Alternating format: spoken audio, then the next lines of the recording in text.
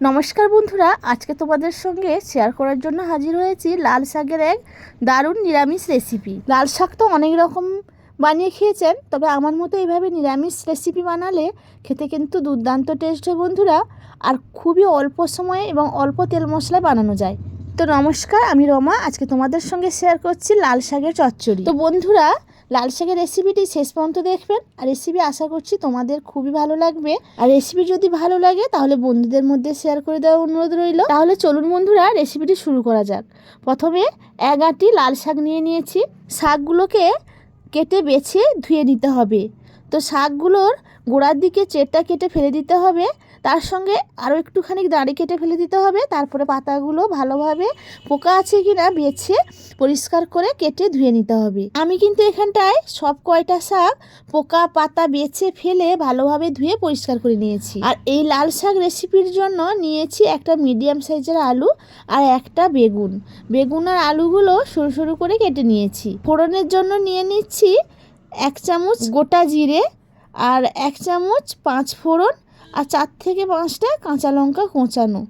অপরদিকে গ্যাসের ওভেনে কড়াই বসিয়ে দিয়েছি, আর কড়াইটা গরম হলে দিয়ে দিচ্ছি পরিমাণ মতো তেল। তেলটা খুবই অল্প দিয়েছি আমি, তোমরা চাইলে তেলের পরিমাণটা আরও বাড়াতে পারো। তেলটা গরম হয়ে গেছে, আর ফোড়নগুলো আমি তেলের মধ্যে দিয়ে দিলাম।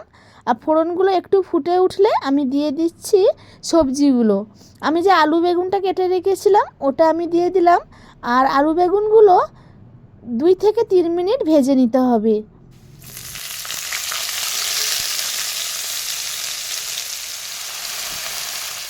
আলু বেগুনগুলো হালকা ভাজা হয়ে গেলে আমি দিয়ে দিচ্ছি লবণ ও হলুদ। পরিমাণ মতো লবণ হলুদ দিয়ে দিতে হবে। তোমাদের সবজির পরিমাণ যতটা থাকবে সেই পরিমাণে লবণ হলুদ দিয়ে দিবে।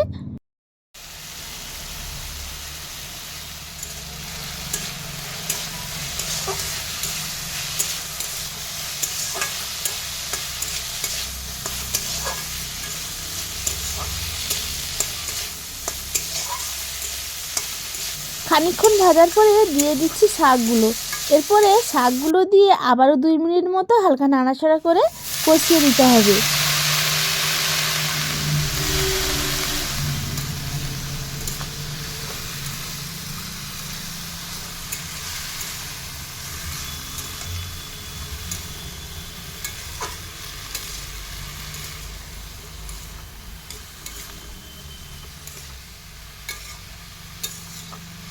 তো বন্ধুরা, কে কোত্থেকে আমার রেসিপিটি দেখছো অবশ্যই কমেন্ট করে জানাবে। আর তোমাদের একটা কমেন্ট আমার পরবর্তী ভিডিও বানাতে খুবই উৎসাহ জাগায়। তো বলতে বলতে বন্ধুরা, শাকের সঙ্গে আলুগুলো ভালোভাবে কষিয়ে নিয়েছি। এরপরে আমি 2 মিনিট মতো ঢাকা দিয়ে দিব।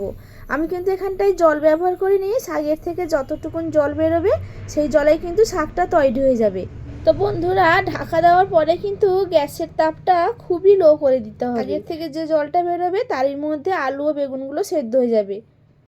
তো 2 মিনিট পরে ফিরে এসেছি, আর দেখতেই পাচ্ছ আমি ঢাকা খুলে দেখাচ্ছি শাকের থেকে যে জলটা বেরিয়েছিল জলটা কিন্তু পুরোটাই শুকে গেছে। এরপরে খুন্তির সাহায্যে আমি আলু ও বেগুন আর শাকগুলোকে একসঙ্গে ম্যাশ করে নেব। খানিকক্ষণ খুন্তির সাহায্যে ম্যাশ করলে ভালোভাবে তৈরি হয়ে যাবে শাকটা।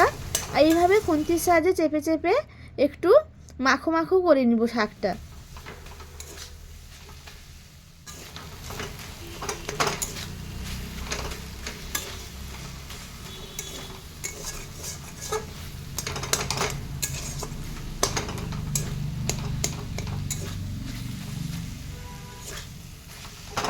তো দেখতেই পাচ্ছ বন্ধুরা, শাকটা কিন্তু আমার রেডি হয়ে গেছে। আমি এবার একটা প্লেটে তুলে নিচ্ছি।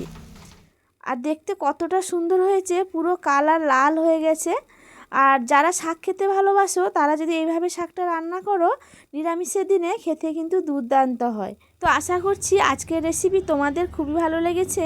আর যদি ভালো লাগে তাহলে একটা কমেন্ট করে অবশ্যই আমাকে জানাবে, আর বাড়িতে একবার হলেও ট্রাই করবে। খুবই অল্প তেল মশলায় রান্না, খেতে কিন্তু দুর্দান্ত টেস্ট হয়েছিল বন্ধুরা। রেসিপি যদি ভালো লাগে তাহলে বন্ধুদের মধ্যে শেয়ার করে দেবেন, আর চ্যানেলটা সাবস্ক্রাইব করে একটা লাইক কমেন্ট অবশ্যই করে যাবেন। তো আজকের রেসিপি এখানটায় শেষ করছি। ফিরে আসবো নতুন কোনো রেসিপি নিয়ে। সবাই ভালো থাকবেন, সুস্থ থাকবেন।